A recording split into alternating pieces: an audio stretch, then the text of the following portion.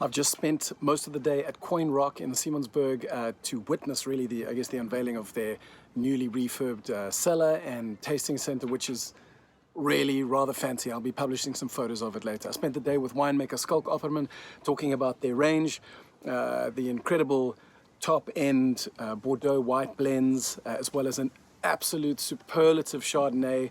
But more excitingly are some of the wines coming out of Knoorhoek, which on the estate of Knoorhoek, which Coin Rock now owns.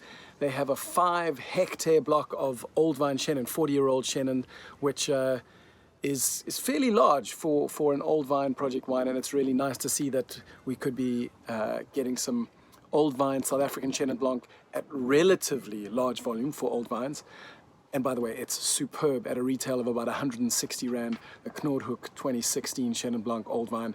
Absolutely amazing, something to hunt down. But while a lot of their really fancy wines are incredible, that wasn't what fascinated me today. What really fascinated me was the topic of rosé. Now, if you've been paying attention at all, you will have noticed fashion police and wine marketers telling you that it's okay to take rosé seriously now. We can take it seriously, it's a serious wine, and it's not an afterthought.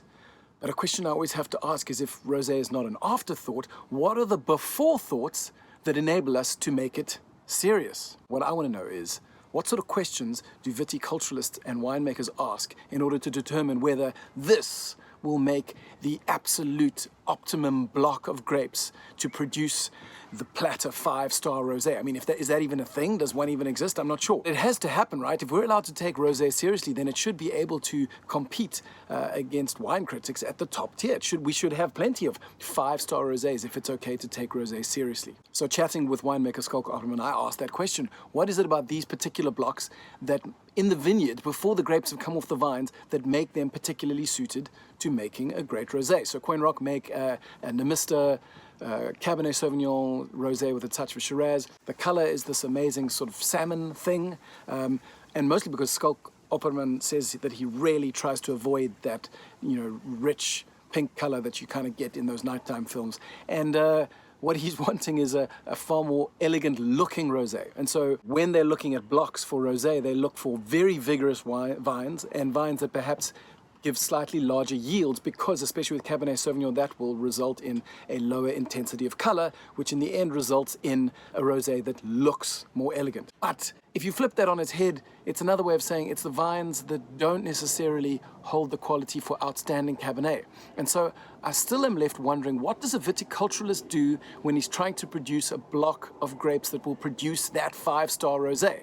And this is really, it's a plea for intel. What are viticulturists doing in order to take rosé seriously? Is it still the grapes that are left over? It's like Eddie Izzard's notion of the third clarinet, It's like all the rosé gets to use is grapes that are left over. And I want to know, what are we doing to make sure that they are not just the grapes that are left over? And I know that in the cellar we have winemakers giving extended lees contact, where you can get amazing texture on the palate. I think of Lucas van Logdog, he makes a lovely breaker legs and so rosé.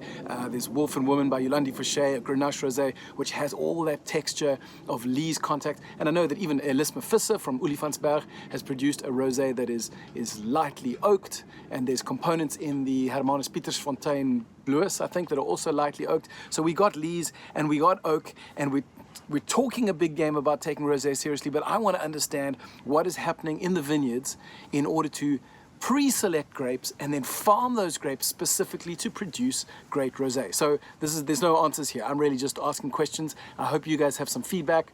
All you winemakers and viticulturalists out there, let me know, what are some tips and tricks that grape farmers or vignerons are putting into action in order to produce that platter 5-star rosé? I look forward to hearing from you.